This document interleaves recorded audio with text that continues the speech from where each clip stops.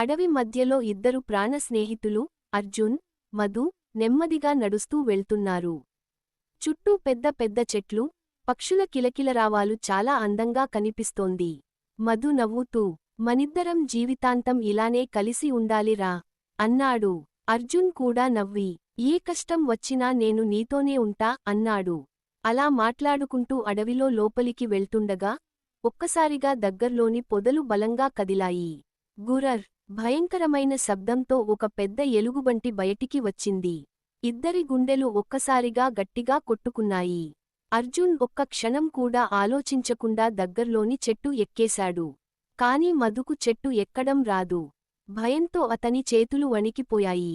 కాని తన తాత చెప్పిన మాట గుర్తొచ్చింది. ఎలుగుబంటి చనిపోయిన వారిని ముట్టుకోదు. అతను వెంటనే నేలపై పడుకుని ఊపిరి బిగపట్టి చనిపోయినట్టు నటించాడు. ఎలుగుబంటి నెమ్మదిగా అతని దగ్గరకు వచ్చింది. దాని భారీ అడుగుల శబ్దం వినిపిస్తోంది. మధు గుండె భయంతో బలంగా కొట్టుకుంటోంది. ఎలుగుబంటి అతని ముఖం దగ్గరకు వచ్చి వాసన చూసింది.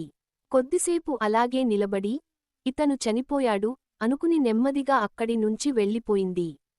కొన్ని క్షణాల తర్వాత అర్జున్ చెట్టు దిగాడు. నవ్వుతున్నట్టు నటిస్తూ, అయ్యో, ఎలుగుబంటి నీ చెవిలో ఏమంది అని అడిగాడు. మధు నెమ్మదిగా లేచి, దుమ్ము దులుపుకుంటూ అన్నాడు. కష్టంలో నిన్ను వదిలేసే స్నేహితులను ఎప్పుడూ నమ్మొద్దని చెప్పింది. అర్జున్ తల దించుకున్నాడు. అడవిలో మళ్లీ నిశ్శబ్దం అలుముకుంది. నీతి: కష్టం వచ్చినప్పుడు తోడు నిలిచేవాడే నిజమైన స్నేహితుడు.